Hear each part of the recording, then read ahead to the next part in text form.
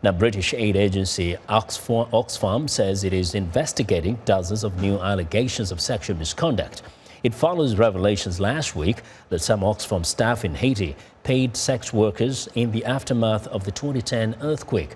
As Henry Ridgwell reports from London, the scandal looks set to mark a watershed moment for the aid sector. Oxfam is one of the world's best-known aid agencies, working to alleviate poverty and providing emergency relief.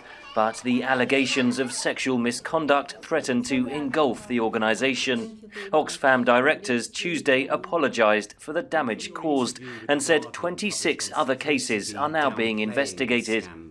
So this is about aligning our people with the values of Oxfam.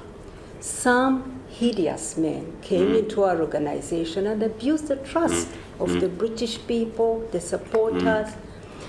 But they were able to get away, to get a recommendation to leave. This was wrong. Thank you. So we're going to change the culture.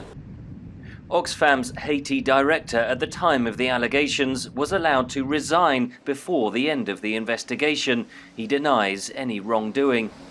It was decent. It was as if I was meeting a lady in Belgium. By the way, I have a girlfriend here now, and I would fall in love with her. There's nothing wrong with that.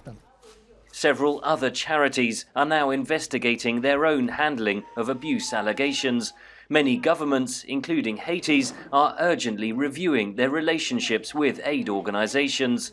It's likely a watershed moment in the sector, says Gemma Huldy, a former aid worker who now researches the sector. There has been a working culture where this has been brushed underneath the carpet, and victims of this kind of abuse have not had the opportunity to speak up. We're already talking about an existing power imbalance that exists between the aid giver and the aid beneficiary. Now, if that's abused, that sends out a really very, very negative message against the entire sector. Oxfam received $45 million from the British government in 2017 and almost the same amount from the European Union. Both are now reviewing that funding. Unless you safeguard everyone in your organisation that comes into contact with you, including beneficiaries, staff and volunteers, we will not fund you. Oxfam says 7,000 regular donors have ceased payments in the past 10 days. This, of course, has an immediate impact on the people who are receiving the aid, the people that are living in disaster areas.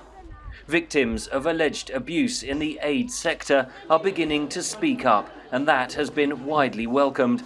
But there are also fears that aid funding could be cut, just as the world faces numerous humanitarian crises. Henry Ridgwell for VOA News, London.